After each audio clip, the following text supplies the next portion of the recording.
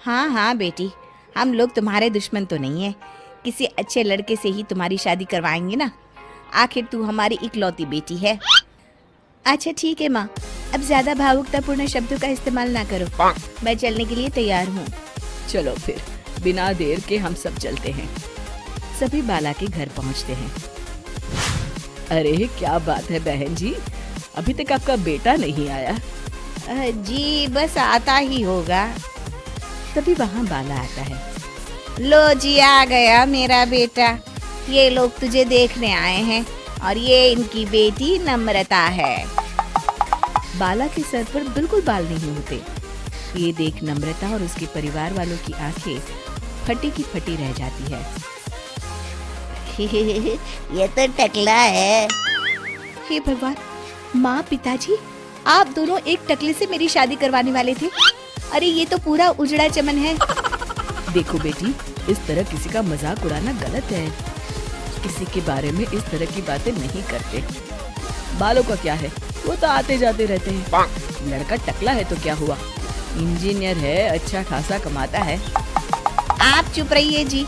इसकी तरफदारी इसलिए कर रहे हैं क्योंकि आपके भी सर पर बाल नहीं है। मैंने तो आपसे शादी कर ली, मगर मैं अपनी बेटी की शादी एक टकले से बिल्कुल नहीं करवाऊंगी। अरे ये क्या, कब से आप लोगों ने टकला टकला लगा रखा है? और माफ करना, तुम भी कोई हूर की परी नहीं हो। तुम लोग मेरे घर में आकर मेरी ही बेइज्जती कर रहे हो। निकल जाओ यहाँ से। हाँ हाँ तो जा रहे हैं ना, हमें भी यहाँ रुकने का कोई शौक नहीं है।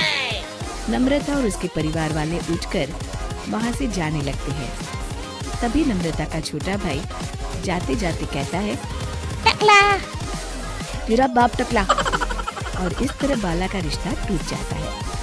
फिर एक दिन सड़क के किनारे एक आदमी घूम घूम कर कंधी बेच रहा होता है। कंधी ले लो, कंधी, एक से बढ़िया एक कंघी ले लो, नए जमाने की कंघी ले लो। अरे भाई ये ले लो। घूमते घूमते वो बाला के पास पहुंच जाता है। अरे भाई साहब, कंधी लोगे क्या? ये लो। तभी उसकी नजर बाला के सर के ऊपर पड़ती है। अरे माफ करना भाई साहब, आप इसे लेकर क्या करोगे? आपके सर पर तो बाल ही नहीं है। आपका तो स्टेडियम पूरा खाली है। चलता हूँ, कंधी ले लो, कंधी ले लो। कंधी वाले की बातें सुनकर बाला को बुरा लगता है। उस समय बाला को ऐसा महसूस होता है कि उसके लिए दुनिया में सबसे कीमती कोई चीज अगर है तो वो सिर्फ बाल है। बाला सड़क पर चलते हुए लोगों के बाल बड़े गौर से दिखता है। चलते चलते बाला एक मंदिर के पास पहुंच जाता है। हे भगवान, तुमने ये मेरे साथ क्या किया? थोड़े से बाल अगर मुझे दे देते तो तुम्हारा क्या चला जाता?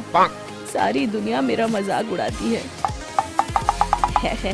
अरे भाई, आज पहला इंसान देख रहा हूँ जो मंदिर आकर भगवान से अपने लिए बाल मांग रहा है। बेटा, भगवान ने तुम्हें सब कुछ तो दिया है, अच्छी सेहत है, अच्छी नौकरी है। लगता है तुम्हारी तबीयत ठीक नहीं है। घर जाओ, सब ठीक हो जाएगा। बाला वहां से चला जाता है। घर पहुंचकर बाला खाना खाता है और अपने कमरे में सोने के लिए चला जाता है। फिर सुबह जब बाला सोकर उठता है तो आईने के सामने अपने आप को देखकर हैरान हो जाता है। बाला के सर पर एकदम घने बाल आ जाते हैं। बाला खुशी से झूम उठता है।